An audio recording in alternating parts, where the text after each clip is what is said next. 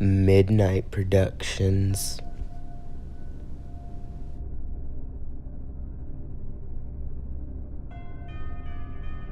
Before we get started, check out my recent video, Top 5 Scary Stalker Stories, and don't forget to subscribe to my channel.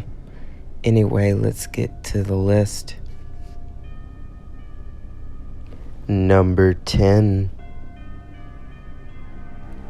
A few years back, when I was in 9th grade, I had an issue with school.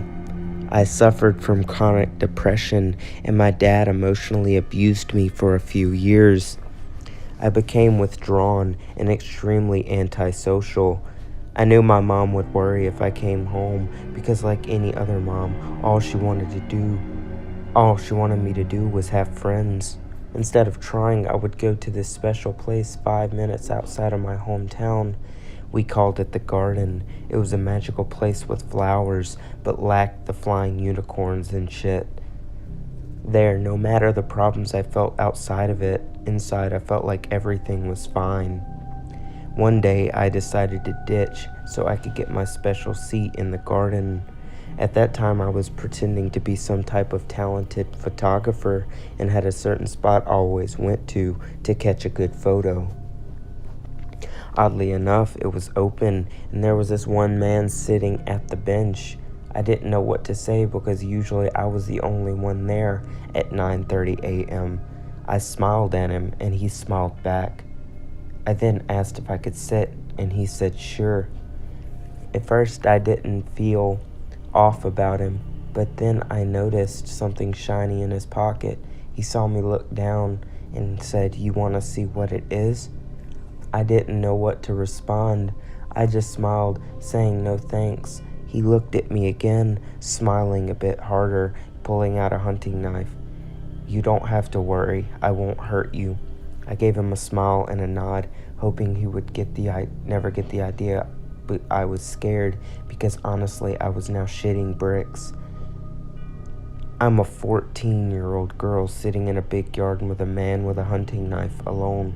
He just held the knife out and said again, "You gonna ask me what's it for?" I shook my head no and just wouldn't say anything. He then put it back in his pocket and said, "You're out here alone, all pretty and shit. You ever been with an older man?" I quickly stood up and nervously thanked him for his company, ready to walk off somewhere. Saw another man and yelled, "Babe, I've been waiting for you. This man has been keeping me company." The stranger didn't know what I was talking about, but I'm sure he could sense I was in distress. We both ended up leaving together. Then 2 days later, a news report goes out about how someone was raped in the Garden around 11 a.m., just 2 hours after I left. They had attached the picture. As soon as I saw it, I froze. The man was a convicted rapist and was released just 2 months prior. He waited for a girl to set up something very secluded before he attacked her. I now think about this and realize if the stranger didn't walk in the Garden, I could have been raped. Number 9. My grandpa is a rough, hardy old man. He enjoys hunting, alcohol, and baseball. Man, he lives for his baseball. As any farm-raised grandchild would be, I was delighted when he asked me to accompany him on a hunting trip. I remember it was crystal clear. We had been making the 5-hour commute to the little cabin where he lives with his petite 4'8" grandma. When my parents broke the news to me, it was unbearable. But the rest of the car ride, I'm sure, the excitement that coursed through my veins. Since then, he's invited me for 4 more trips. Says I've got a real knack for it, and I honestly don't think it's to flatter. I love it out there too. The shaded forest floor covered with low brush that makes game so visible and so simple to hit. That's why I'm here. I can feel my grandpa's leg digging into my side, but neither of us dare move for fear of startling the big buck hardly 10 yards away. It munches on some leaves, shuffles forward a few feet, and stops again. I raise my gun as the buck takes a bound into the clearing. The buck lets out a snort. I aim. He lowers his head to grab a blade of grass, and I shoot. Birds lift off in nearby trees, and there's a sharp clatter as the buck moves swiftly through the brush. He's hit but getting away, so I get up quickly and make to jog after, but my grandpa puts an arm out. I'll go finish him off, and you go back to the cabin. I promised your parents you'd be home before 4. I chew on my lip, wanting to argue but knowing I wouldn't win. My grandpa is already moving across the field, so I call a good luck after him, grab my gun, and start making my way towards the cabin. It soon comes into view, gloriously huge windows and a deck at least half the size of the living room, on top of which many of the trees. I freeze and squint towards the deck. My grandma is flipping burgers on the grill, and behind her is my grandpa, smiling and laughing. Strange. He must have taken a shortcut home. I make a move towards the house again when suddenly a branch snaps behind me and a hand grabs my shoulder. I couldn't find the deer, so I ran to catch up with you instead. I hope that's all right. Number 8. It all started when we moved into my new house in a small town in Pennsylvania. First night there, I had an uneasy feeling. When my family arrived, we ordered Chinese food and fell asleep not long after. I woke up late night, early morning, and saw a figure. Thinking it was my brother, I told him he should get some rest. Whatever it was walked away without saying a word. Next morning, I asked my brother why he was watching me sleep. His answer gave me chills. He told me with a shaky voice that he was not watching me sleep, but he thought he saw me in his doorway. I almost got my parents and told them we need to move. A few weeks went by and no other weird occurrences happened until one night when I was home alone. I was taking a shower and thought I had heard a giggle. Then again, I thought it was my brother because he was only 9. I hopped out of the shower and got dressed and expected to see my brother on his computer. Only thing, he was not. I checked his room. Nothing. I started to freak out, not only because I couldn't find him, but I was supposed to be home alone. Who giggled? After getting scared, I went into my room and fell asleep. I woke up to the sound of a child's giggle. Oh fuck, I thought. I looked in the corner to see the kid, the height of my brother, giggling. I asked who it was. In a deep voice it responded, him. I thought I shit myself right there.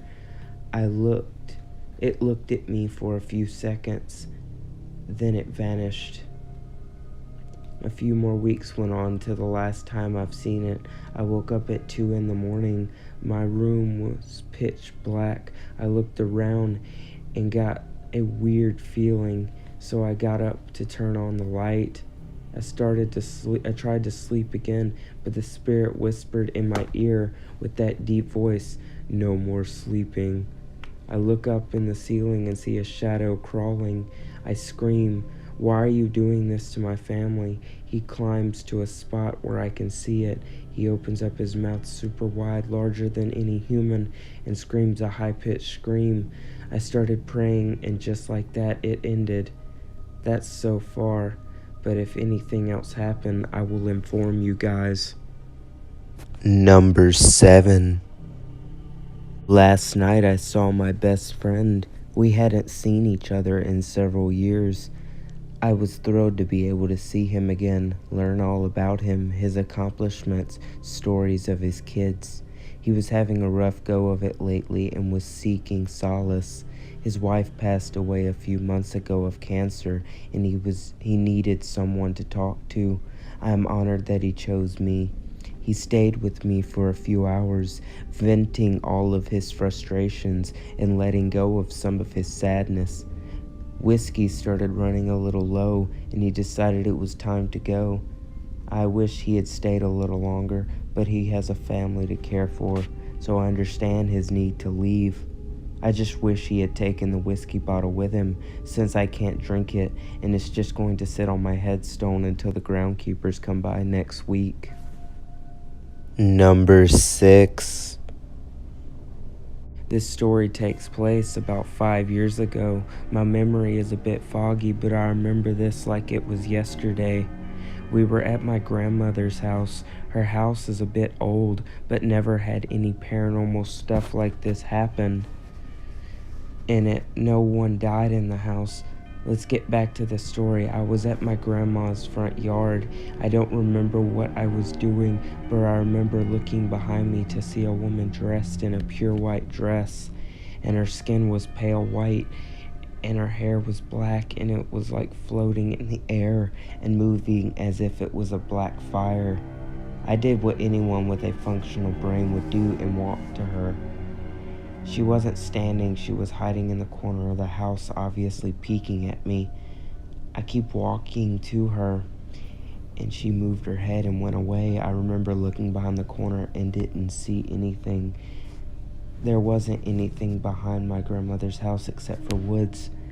I didn't do anything and simply went back to playing, and after weeks my uncle came back from the military and had a video on his phone. It was a video of a woman who looked exactly like the woman I saw. I didn't do anything and simply ignored it. And that was until 2 years ago, while I was with my mom and my older brother talking about stuff, and including mom telling us weird encounters with weird people. And I remember the woman I saw and talked about her. My mom got chills from hearing my story, and my older brother was freaking out. That was unusual from them because they didn't get scared that easy. Only after that, my mom and brother told me about a story of the ghost that was apparently a story to scare kids and for soldiers to tell to waste the time. They told me it was unknown if the ghost was real or not, and they kept talking more about it, and then they told me something that scared the living shit out of me. They said that this ghost was known for hating humans so much that it was haunting people and then kills them if they didn't see it. And if someone saw it, the ghost will either kill the person who saw it or run away. I am 16 years old now, and I never believed in monsters or ghosts that have been seen and recorded with a camera because they mostly were bullshit, but this one is just hard to explain whether what I saw was real or not. Number 5. Last night I watched my best friend die. I tried my hardest to help. I wish I had been able to do more. He was talking to me, telling me how hard everything was becoming. He dropped his kids off at his parents' house and had polished off a bottle of whiskey. I tried to calm him down, but there was really nothing I could do. He was much faster than I thought. He shot himself in the head. His body fell to the ground, and I sobbed. He had no idea what he'd done. I talked to him for several hours after that. The groundskeeper found his body this morning. The police arrived shortly after. I had to say goodbye to my best friend. He didn't know suicide kept you trapped with your body forever. I've learned that terrible lesson the hard way. I died several years ago. It's been hard keeping track, but I know I haven't been able to speak to anyone at all until he pulled the trigger last night. Number 4. The main problem with random murder, Doug thought sourly, is that you're just not prepared to deal with the aftermath. Sure, it's not so bad if you use strangulation. The only mess is usually the puddle of piss that the body releases at death. But if you bludgeon someone, forget about that. Doug surveyed the bloody carnage in his kitchen, ticking off a mental list of items needed for the cleanup: tarp, mop, bucket, bleach, rags. Goddamn door-to-door salesman. Doug just couldn't stand them. He had given the man a chance and told him no thanks, but the guy wouldn't take no for an answer, and Doug, well, he couldn't control himself. Now look, blood was all over the goddamn place, flung in splats and sprays against the walls and across the ceiling. Fuck, he thought, I'm gonna have to repaint. Sheila would have Would be home in 5 hours, the kids in 4. Time to get to work. Doug hustled out to the garage to find an old tarp and the paint left over from when he and Sheila had redone the kitchen. He was just gonna have to work fast this time. Number 3.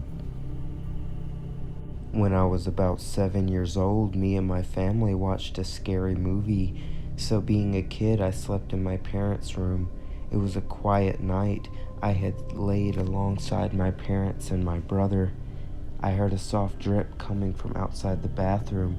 I look at the bathroom and see a tall girl, maybe 6'4", but her face was mangled and her hair was twisted.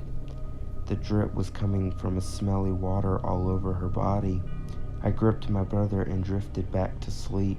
The next morning I saw a wet footprint on the bathroom towel, and then I heard a wet dripping noise. Number 2. I remember my mom telling this story when I was about 4 or 5, and it went something like this. A mother and her 2 kids lived next to a wooded area. In the woods, there was a path they used to follow to pick fruits. The mother was really strict on her kids and was always telling them scary stories to scare them for her amusement. Well, one day the mother was fed up with her kids running off and told them if they went off the trail, a large creature with sharp teeth and claws would come and get them. The kids were scared so much that they refused to go into the woods that day. The next day, the woman went into the woods to pick fruit from the trees. Knowing her story was fake, she stepped off the trail before being mauled to her death, never returning home to her kids. I remember when my mom told me this, it scared the living crap out of me. Now it just makes me wonder what happened to her kids. Number 1. A man was driving down a dark intersection in Justice, Illinois late at night. In the distance, he sees a figure. He realizes the figure is a young girl, about 20 years old. Her name was Mary. He pulls over and asks what she's doing in the middle of nowhere so late at night. He tells the man her parents are worried about her and asks him can she get a ride to her house. He agrees. The girl tells the man the address just down the intersection, about a mile away, she adds. They arrive at the house and the girl hops out. Before pulling away, the man notices the strange girl left her scarf. He gets out of the car and knocks on the door. An old woman answers. The man explains giving the young girl a ride and leaving her scarf. The woman gets emotional and says, "Our daughter died in an automobile accident 5 years ago on the same intersection you picked her up. Ever since her death, she stands on the side of the intersection in the dark and asks men of all ages driving down the intersection to pick her up." The man was speechless.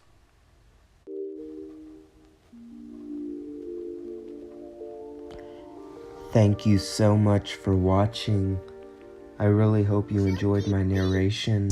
If you like this video, please like and subscribe to be notified of future content. I will be coming out with merch fairly soon, and I will let you guys know. Thank you again for watching, and I'll see you in the next video.